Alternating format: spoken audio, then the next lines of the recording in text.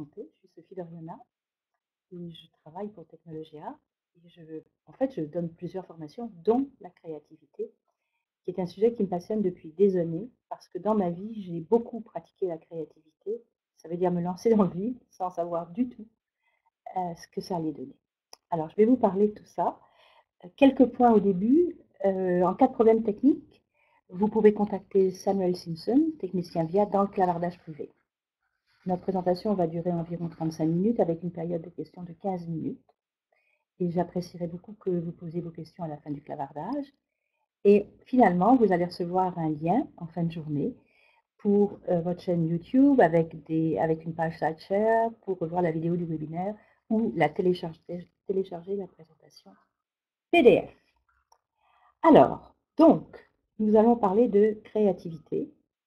Et la première chose que je souhaite vous dire, c'est que je suis désolée, il y a un petit problème technique. Ma présentation n'apparaît pas dans mon sur mon ordinateur. Donc, je ne sais pas pourquoi. Et on va attendre, je suis désolée, on va attendre un tout petit peu parce que c'est sûr que si je ne vois pas ma présentation, je vais avoir de la difficulté à... Voilà, elle est ici. Alors, donc, un petit instant de stress et tout va bien. Donc, je voulais simplement vous dire que la créativité, c'est quelque chose qui est complètement intégré dans notre vie, même si certains d'entre nous pensons que nous ne sommes pas créatifs. En fait, si l'humanité a survécu, c'est parce que nous sommes créatifs. Et vous voyez, avec cette flèche, il y a un petit bonhomme ou une petite bonne femme, on ne sait pas trop, en tout cas c'est un personnage, qui a un arc. Et je voulais simplement vous dire juste un rappel historique. Nous sommes sur cette planète, nous, les hominidés, depuis 7 millions d'années. 7 millions d'années, vous pouvez imaginer tout ce que nous avons créé depuis. Et la première création, eh bien, c'est le feu. Et oui, parce que si on n'avait pas créé le feu, on ne serait pas du tout sur cette planète aujourd'hui. Alors imaginez, il y a bien, bien longtemps, nos ancêtres, eh bien, ils mangeaient cru, ce qui occasionnait bien des problèmes. Il y a quelqu'un, à un moment donné, qui s'est dit, on ne sait pas d'où, on ne sait pas pourquoi, et si je frottais 2 silex? Ou si je frottais 2 morceaux de bois? Je ne sais pas si vous avez déjà essayé de frotter 2 silex, 2 morceaux de bois, pour obtenir une flamme. Je peux vous dire que vous allez essayer longtemps. Alors la première chose qu'on peut dire déjà sur la créativité, c'est que ça naît entre nos 2 oreilles, naît du verbe naître, entre nos 2 oreilles. Et qu'ensuite, on a besoin de l'appliquer et on a surtout besoin d'être extrêmement persévérant. Donc, le feu a changé complètement notre vie sur Terre, a éloigné les animaux et a créé une solidarité, une communauté autour d'un feu pour manger. Autre résultat de notre créativité, en fait, il fallait y penser, chasseurs-cueilleurs pendant des millions d'années, et puis, à un moment donné, il y a seulement 10 000 ans, le néolithique, l'agriculture est apparue. L'agriculture, ça nous paraît évident aujourd'hui, hein, mais ça ne l'était pas du tout à l'époque. Imaginez quelqu'un qui a toute sa vie chassé, cueilli, et qui à un moment donné a l'idée, ah, et si je plantais? Si je plantais? Et non seulement si je plantais, mais si j'avais la patience d'attendre. Comme vous le savez, pas parce qu'on plante que ça va pousser. Surtout au Québec, où il faut attendre un certain temps avant que ça ne pousse. Donc, deuxième créativité qui transforme complètement l'humanité, c'est l'agriculture. Et là, on fait un bond historique et vous allez comprendre pourquoi je vous parle de ça. C'est parce que 7 millions d'années sur la planète, 200 000 ans Homo sapiens, 10 000 ans l'agriculture, et tout à coup, tout s'accélère.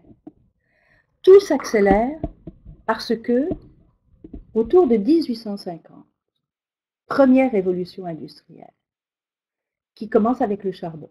C'est-à-dire, on découvre une source d'énergie qui va nous permettre de faire quoi? Eh bien, la consommation de masse. Parce qu'avant la révolution industrielle, on était encore beaucoup sur nos terres, on était beaucoup en tant qu'artisans. Et là, tout d'un coup, on peut construire des usines et faire des choses en série.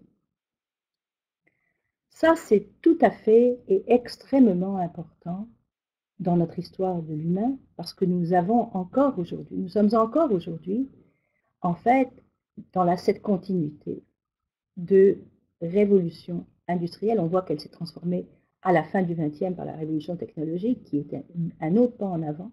Et vous comprenez qu'il fallait être créatif pour organiser des machines, mettre des personnes qui allaient utiliser ces machines. Et ces gens-là venaient, en fait, des champs, venaient d'univers qui n'avaient rien à voir avec la cadence qui était exigée par l'industrie. Donc il a fallu les enfermer dans des cadences, dans des formats, dans des processus, dans des procédures. Quand je vous parle de ça, vous savez très bien de quoi je parle, parce que dans nos organisations aujourd'hui, de quoi nous parle-t-on? De performer. En fait, il n'y a que les machines qui performent, pas les humains. On nous parle de processus, on nous parle de procédures. Ça veut dire qu'on nous parle de quoi? De faire les choses de la même façon et de les répéter pour parvenir aux résultats dont on a besoin. Cela est totalement antinomique avec la créativité qui nous demande justement d'essayer du nouveau, de faire des erreurs, de ne pas savoir où on va et de complètement être dans une perspective d'inconnu quant aux résultats, quant au succès. Donc, on a besoin de se placer, quand on parle de créativité et d'innovation, dans un autre cadre de référence dont je vais vous parler. Parce que nous sommes arrivés à une époque dans notre vie, et vous le savez, de chaos, un peu généralisé, et qui va nous demander énormément de créativité et d'innovation pour pouvoir nous en sortir. Donc, allons-y. J.K. Rowling, je pense que je n'ai pas besoin de la présenter, qui nous a dit « C'est impossible de vivre sans échouer, sauf si on vit tellement prudemment qu'il vaudrait mieux ne pas avoir vécu du tout. » Donc, dès le début de ce que j'ai à vous dire, ce que je veux vraiment souligner, c'est que si nous voulons développer notre créativité, nous avons absolument besoin de prendre des risques. En fait, il y a plus d'une centaine de définitions de la créativité. Si je veux vous parler de la théorie, la capacité de production nouvelle et appropriée concernant n'importe quel domaine de l'activité humaine. Bon, la phrase est intéressante, un peu compliquée, on a besoin d'y réfléchir. Je préfère de très loin ce que nous a dit notre ami Einstein. La créativité, c'est l'intelligence qui a du plaisir. Je veux juste vous dire pour la petite histoire qu'Einstein n'était pas un très bon élève. Donc, on peut commencer à se poser des questions sur ce qu'il voulait dire quand il parlait d'avoir du plaisir. Et les deux définitions que j'aime et que je trouve qui sont extrêmement pertinentes, c'est que la créativité, c'est d'abord une croyance. La croyance que c'est possible. Et l'innovation, c'est rendre l'impossible possible. Et j'ai souvent ce mantra de Steve Jobs qui disait « putting a dent into the universe », c'est-à-dire faire une marque dans l'univers. Et il me semble qu'il a bien réussi. Quand je vois l'addiction que nous avons à nos téléphones intelligents, il me semble qu'il a pas mal réussi ce qu'il s'était promis d'accomplir. Alors, vous allez bientôt regarder une vidéo dans les quelques secondes qui viennent. Vous avez juste à cliquer sur « Accéder » pour avoir la vidéo. Et vous allez la voir immédiatement.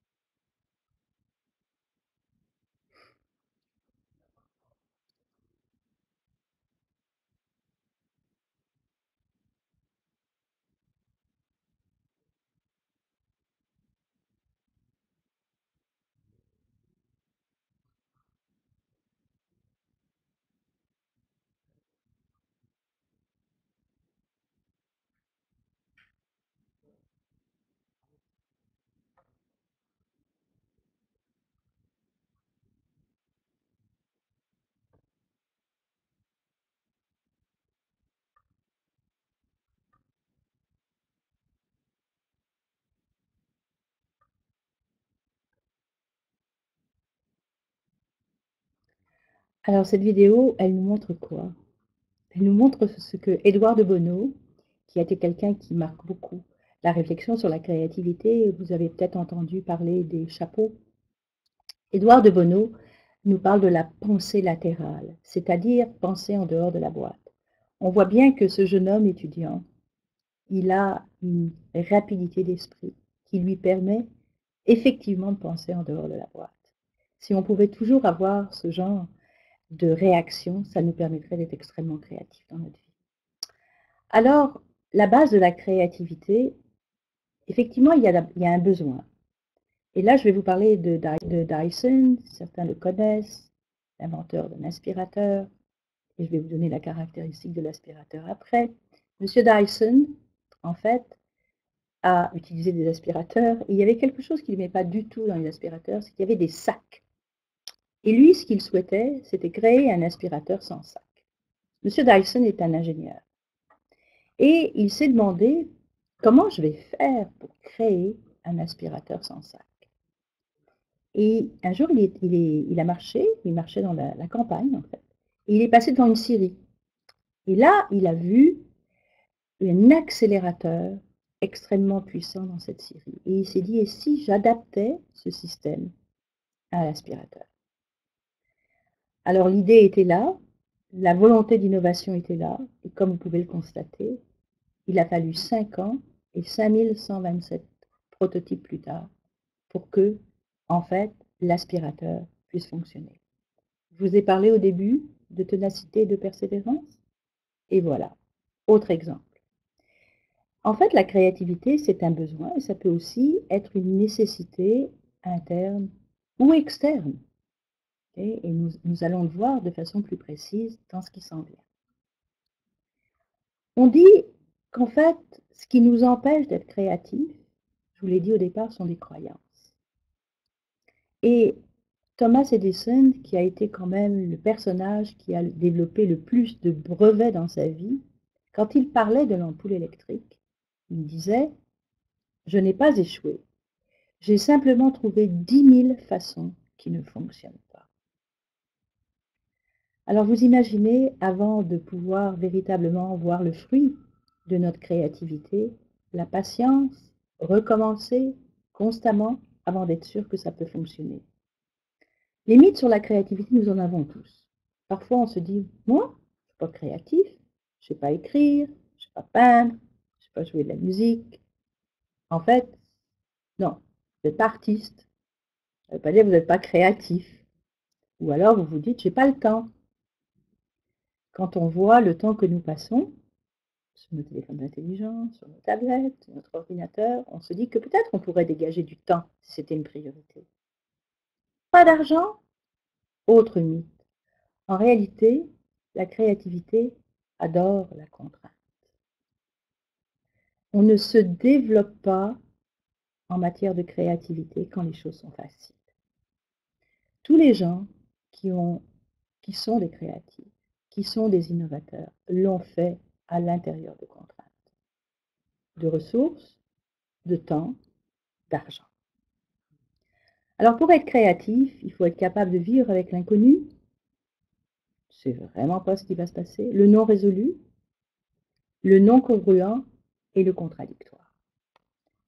Nous avons besoin de développer ces éléments dans notre vie. Et en fait, il y a deux façons de concevoir la créativité. Le premier type de changement, c'est l'innovation. Je vais vous donner des exemples. L'innovation, ça modifie certains éléments du système, mais ça ne le transforme pas. Ça ne change pas nécessairement la perception. La créativité, quant à elle, elle transforme le système lui-même et change la perception. Je vous donne des exemples. On va prendre la glace. La glace qui nous permet de conserver des aliments. Donc, on a toujours eu besoin de conserver les aliments. Donc la glace, on l'a d'abord transportée dans une brouette. Puis ensuite, on l'a transportée avec des chevaux. Puis finalement, on l'a transportée en camion. Et ça, c'est de l'innovation. On a à chaque fois changé le mode de transport. La créativité, elle, c'est quand on a inventé le réfrigérateur. Comme vous pouvez le constater, on est passé à tout à fait un autre système qui a complètement changé notre perception du froid. Donc c'est important de savoir ces deux éléments, parce qu'on peut très bien, dans certaines organisations, c'est souvent le cas d'ailleurs, être plus innovateur que créatif. C'est-à-dire on change des éléments dans le système, on ne change pas le système. Alors tout ça, c'est une question de perception, évidemment. Et là, je vous montre une image, je vais vous laisser quelques secondes pour la regarder, et pour que vous me disiez, et que vous vous disiez à vous-même ce que vous voyez. Alors, je suis sûre que la plupart d'entre vous ont vu une grenouille ou un crapaud, comme vous voulez, parce que c'est ce qu'on voit d'abord. Par quoi? Parce qu'on a l'habitude de voir une grenouille ou un crapaud sur quatre pattes. On a l'habitude de voir sa gueule. On a beaucoup moins l'habitude de voir un cheval dont la tête émerge du sol avec les naseaux en l'air. Et vous remarquerez aussi que, en fait, on ne peut pas voir les deux en même temps. Donc les personnes qui croient qu'elles peuvent être multitâches et faire deux choses à la fois, en fait, ne se rendent pas compte que c'est totalement faux. On ne peut faire qu'une chose à la fois. Et c'est important de le savoir parce que ça veut dire que si on veut être créatif, on a d'abord besoin d'observer l'environnement autour de nous, c'est-à-dire de prendre le temps et de ne pas avoir une fausse perception de nous-mêmes qui est « je peux faire deux choses à la fois ». Là, vous allez avoir une autre vidéo qui va nous démontrer l'interprétation. Qu'est-ce que l'interprétation?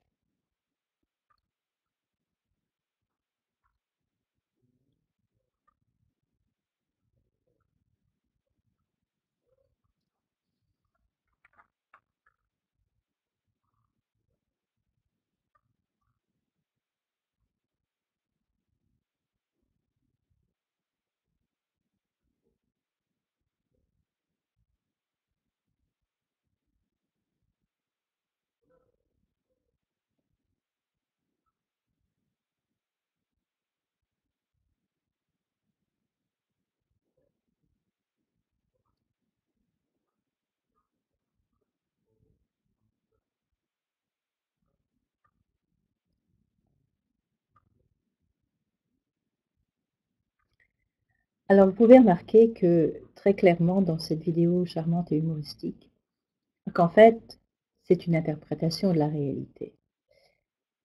Ce jeune homme joyeux qui voit un homme à côté sur une voiture pourrait très bien penser que ce personnage est en train de se reposer.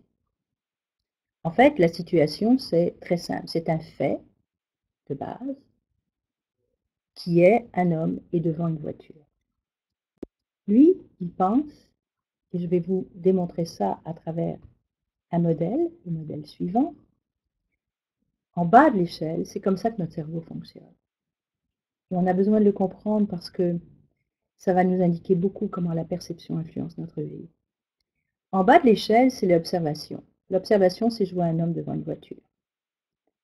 Et je sélectionne des données à partir de mon observation. Je vois juste qu'il est à côté sur la voiture et qu'il a les deux mains qui sont sur cette voiture.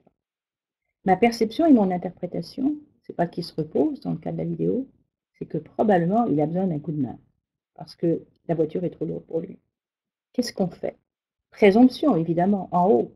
Croyance, il pourrait passer son chemin, comme beaucoup de gens. La croyance, c'est « je vais l'aider, ce gars-là, il a l'air drôlement mal pris ». Je descends, ma croyance me pousse à quoi? À la conclusion que je vais pousser avec lui. Et à l'action, je pousse. Nous faisons ça toutes les nanosecondes. Imaginez. Toutes les nanosecondes, nous voyons une situation, nous l'interprétons et nous agissons en fonction de cette situation. Ce qui nous permet de nous dire que dans notre vie quotidienne, dans notre perception, le plus souvent, nous nous attachons à quoi? Eh bien, nous nous attachons dans ce prisme à la face B, qui est celle du possible, et à la face A, qui est celle de l'activité. Deux choses que nous ne faisons pas, c'est nous attacher à l'impossible et à l'inconnu, ce qui nous permettrait d'aller dans la créativité. Alors nous avons ici évidemment Taxithéo, qui a pensé que c'était possible et qui s'est retrouvé un peu en difficulté. Peut-être qu'on va finir par penser que c'est probable, même si cette organisation a traversé des difficultés. Évidemment, je ne ferai pas de commentaires sur cette diapo. Et puis, l'impossible n'est pas toujours probable. Donc, ce sont les différentes possibilités qui nous disent que la créativité favorise la prise en compte de l'impossible et de l'inconnu. Donc, sortir de nos croyances et nos paradoxes. Les bateaux ne coulent pas à cause de l'eau autour d'eux. Ils coulent à cause de l'eau qui rentre à l'intérieur. Ne laissez pas les événements qui surviennent autour de vous pénétrer votre esprit et vous faire couler. Ce que je suis en train de vous dire là, c'est n'écoutez pas les gens autour de vous qui vous disent que ça ne peut pas marcher. Sachez que l'esprit humain est en fait programmé pour survivre. Être heureux, c'est notre responsabilité. Donc la première chose que les gens vont vous dire, pour vous protéger bien souvent, ça ne marchera pas. Comment tu peux penser que c'est possible? On l'a déjà fait 10 000 fois. Les employés ne vont jamais accepter ça. Les syndicats vont être contre. N'écoutez pas le chant des sorcières. Écoutez le chant des fées qui vous disent que la créativité, c'est croire que c'est possible. Le processus créatif est quelque chose qui est extrêmement intéressant et qui nous oblige à, en fait, revoir, comme je vous l'ai dit, certains paradigmes, de sortir de notre boîte comme si c'était quelque chose de très important. Par exemple, ne faites pas comme les constructeurs automobiles de Detroit qui sont allés au Japon il y a des dizaines d'années parce qu'ils étaient en train d'être battus par les constructeurs d'automobiles japonais. Et quand ils ont visité les usines et qu'ils ont vu qu'il n'y avait quasiment pas de stock de voitures et que les Japonais leur ont dit ben, c'est parce qu'on a changé notre mode, c'est just in time maintenant. Hein, on fait du just in time. Eh bien, en fait, ce qui s'est passé, c'est qu'ils sont rentrés aux États-Unis et ils ont dit quoi? Les Japonais nous ont menti. Comment on peut ne pas stocker de voitures? Ils ont pris 10 ans de retard. Leur croyance faisait qu'ils pouvaient penser que les Japonais leur mentaient. Alors, le processus créatif, d'abord, il faut avoir une vision. On ne peut pas se lever un matin puis dire aujourd'hui, je vais être créatif. Vous avez besoin de vouloir créer quelque chose dans votre vie. Soit parce que c'est un besoin intérieur ou extérieur, on l'a vu, soit parce qu'il y a une envie qui vous pousse. Et le deuxième élément, c'est la collecte de données. On va voir ça un tout petit peu plus en détail. Ensuite, la génération d'idées. Ensuite, la sélection. Et finalement, le plan d'action. Donc, première chose que vous avez besoin de vous demander, quelle est ma vision? Qu'est-ce que je veux réaliser? Où est-ce que je suis aujourd'hui? Ce ne serait pas formidable si je pouvais vraiment réaliser ça? Je vous conseille à ce sujet un film extraordinaire qui est À l'ombre de Shawshank qui démontre très très très bien ce processus. La collecte de données, pas compliquée, je vais aller la chercher un peu partout et je vais faire une génération d'idées, ça veut dire le fameux exercice divergent qui est en fait le remue-ménage, le brainstorming, où j'accepte tout ce qui vient. Ensuite, une fois que j'ai accepté tout ce qui vient, je sélectionne et je commence à savoir qu'est-ce que je vais retenir. Quels sont les obstacles pour y parvenir? On a besoin d'anticiper les obstacles. Ces obstacles, est-ce qu'ils vont être de l'ordre de ressources qui vont me manquer? Est-ce que j'ai des croyances personnelles qui vont me limiter? Est-ce que je manque de ressources financières? Est-ce que j'ai assez d'appui autour de moi? Une fois que j'ai identifié ces obstacles, eh bien à ce moment-là, je peux commencer à trouver les solutions. Ces solutions sont en fait des solutions qui vont me permettre d'être l'antidote des obstacles que j'ai rencontrés. Et où vais-je trouver les possibles solutions? Et puis, on remplit les critères de sélection. Et on se dit, la solution va fonctionner si j'ai telle ou telle ressource. Toutes ces questions sont absolument importantes car une idée est inutile si elle résout le problème, mais qu'elle n'est pas réalisable, évidemment. Donc chaque solution possible doit être mise en œuvre dans un plan d'action. Alors comment je peux favoriser la créativité et l'innovation dans ma vie? Eh bien, avant de vous donner ces derniers éléments, je veux simplement vous dire que vous avez besoin, et nous avons tous besoin, de prendre du temps. Nous ne pouvons pas créer, approfondir, sortir de la boîte, si nous ne décidons pas de prendre du temps. Alors, parce que le temps, on ne l'a pas si on ne le prend pas. Donc, vous avez besoin, si vous décidez de développer votre créativité, de prendre au moins 5 minutes par jour à ne rien faire. Je dis bien rien. Pas écrire, pas regarder, rien.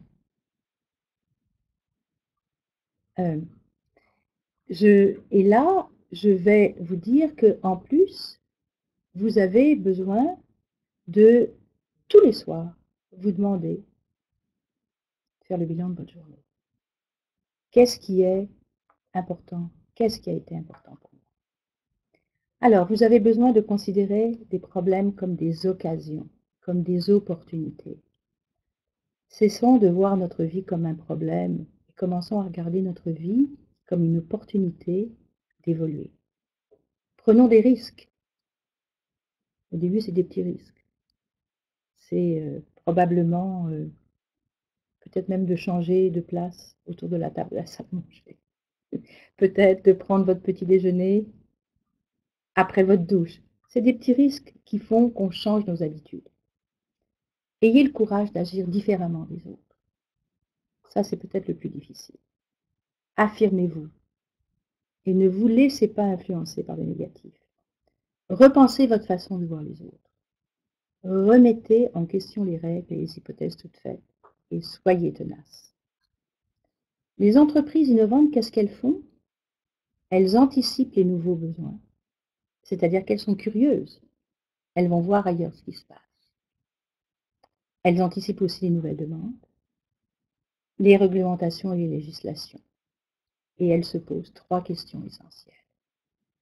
Pourquoi? Pourquoi pas? Et si?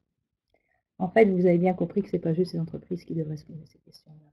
Nous, en tant qu'humains, nous devrions constamment nous poser ces questions. Je vais maintenant commencer à pouvoir répondre à vos questions. Donc, on me fait signe que pas encore tout à fait. Il me reste combien de temps? Combien? Ok. Alors, je voulais vous dire quelque chose de évidemment très pertinent. C'est que, eh bien, ce webinaire est évidemment comme une anticipation de la formation que nous donnons chez Technologia, qui s'appelle Créativité et Innovation. Vous avez pu constater que pour être créatif, nous avons besoin de nous mettre dans une disposition de créativité. Nous avons besoin de nous mettre dans une situation qui va faire en sorte que nous changeons nos habitudes de pensée. Nous changeons nos habitudes de pensée et nous avons besoin d'abord de nous poser la question, qu'est-ce qui fait que je pense de cette façon-là? Donc, la formation, tout d'abord, pose des grandes questions et va dans le sens de, en fait, challenger nos croyances. Ensuite, elle nous permet de constater qu'il y a un processus créatif qui est un processus dans lequel nous pouvons nous engager dans notre vie. J'en ai un peu parlé, la vision, la réalité dans laquelle nous sommes et les façons d'aller et de construire notre réalité. Donc, dans cette formation, on a les étapes pour construire notre réalité. C'est une formation qui donne des exercices. D'abord, des exercices qui, en fait, se jouent. Il y a beaucoup d'humour et de plaisir et qui nous permettent de constater de façon extrêmement pratique que la créativité, ça se développe. Qui nous permettent de constater qu'au début, peut-être de l'exercice, on n'avait pas une créativité débordante, et qu'à la fin de l'exercice, on peut constater très précisément que nous avons augmenté notre créativité. En fait, c'est une approche, et je vous le disais tout à l'heure, qui nous permet de comprendre le pourquoi. Et je vais vous raconter une petite histoire à ce sujet-là. Les stylos Parker, je ne sais pas si vous connaissez les stylos Parker, on écrit de moins en moins avec les stylos, mais c'est une belle histoire. Ce sont des stylos qui étaient très luxueux et qui étaient très très vendus à une époque. Et un jour, la maison Parker a vu les ventes baisser.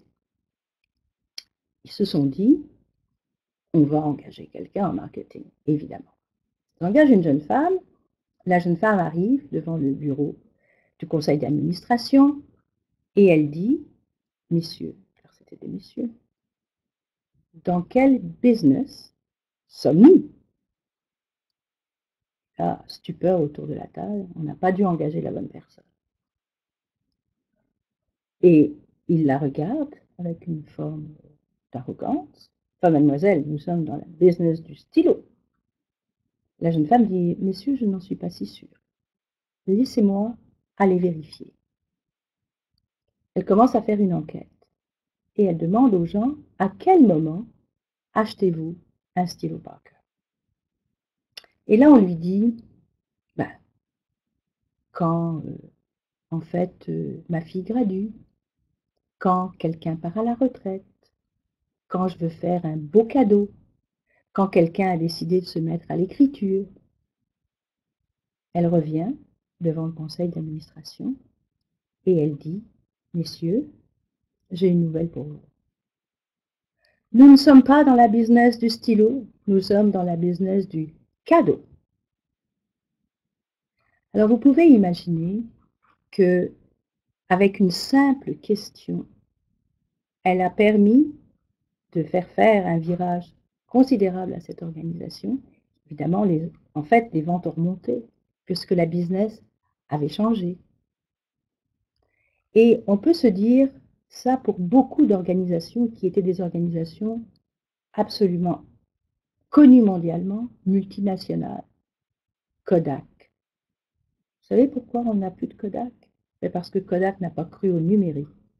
Croyez-le ou pas. Donc si Kodak s'était posé la question pourquoi pas, et si, évidemment qu'ils auraient cru au numérique. Évidemment. Donc aujourd'hui, nous sommes dans un monde qui change à une vitesse, pas moi qui vous l'en prends, grande vitesse. De plus en plus, nous avons besoin de nous poser les questions. Pourquoi? Pourquoi est-ce que je fais ça? Pourquoi est-ce que je pense ça? Et si je pensais différemment? Qu'est-ce qui se passerait? Pour ça, on a besoin d'être en équipe aussi, parce qu'il y a en fait une pollinisation quand on partage nos idées en équipe. Donc, quelques conseils. Ayez sur vous un petit carnet, un téléphone, ça vous l'avez de toute façon, où vous allez noter vos idées tout au long de la journée. À chaque fois qu'il y a une idée, notez-la. Parce que si nous ne notons pas nos idées, nous les oublions. Partagez vos idées avec des gens qui sont positifs. Et quand vous partagez une idée, vous pouvez demander aux personnes autour de vous, écoute, je vais partager mon idée avec toi. Ce que je souhaite, c'est que tu me poses des questions sur cette idée et que tu ne commences pas par me dire « oui, mais ». Ensuite, ayons l'esprit vif. Faisons comme cet ingénieur qui revient d'une balade en forêt et qui a plein de picots. Vous savez, les chardons sur ses pantalons. Et qui se dit « waouh, si je pouvais transformer ces chardons de telle sorte qu'ils remplacent la fermeture éclair. » Eh bien, cet ingénieur a créé le velcro. Donc, faisons comme les enfants et comme cet ingénieur. Regroupons, en fait, des idées et des éléments qui semblent n'avoir rien à faire les uns avec les autres. Faisons comme les enfants, observons les enfants. Prennent un bout de ficelle, puis ils décident que c'est un chemin de fer. Eux, ils sont capables, avec une chose, de concevoir plusieurs éléments. Donc nous avons absolument besoin de, en fait, d'enrichir nos idées d'observation, de contestation, de curiosité pour pouvoir devenir créatif.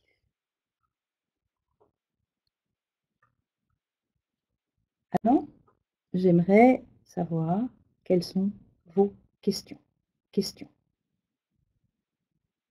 Ok. Alors, laissez-moi juste mettre mes lunettes. Donc, quelle serait la première étape pour intégrer la créativité en entreprise? Merveilleux, très très belle question. Eh bien, en fait, je vous dirais que j'ai une réponse à cette première chose. C'est de créer des liens entre les personnes. J'ai une expérience personnelle à ce sujet-là, dans une entreprise qui voulait absolument intégrer la créativité et qui avait un problème parce qu'ils étaient en train de revoir complètement leur processus et leurs procédures. Et en fait, on s'est rendu compte que les personnes qui travaillaient dans l'entreprise, comme dans beaucoup d'entreprises, travaillaient en silo. Ils ne se parlaient pas entre eux, ils ne se rencontraient pas, et même ils ne se disaient pas bonjour le matin. Et la première chose qui a été demandée, évidemment, en réalité, on a suggéré, et les gens ont complètement adhéré à cela, d'avoir une autre attitude, et ils ont eux-mêmes choisi de dire, le premier pas, ça serait en fait, quand j'arrive le matin, d'aller dire bonjour à mes collègues. Imaginez, ça a tout changé. Parce que vous entrez dans un bureau, vous dites bonjour, ça c'est le premier jour.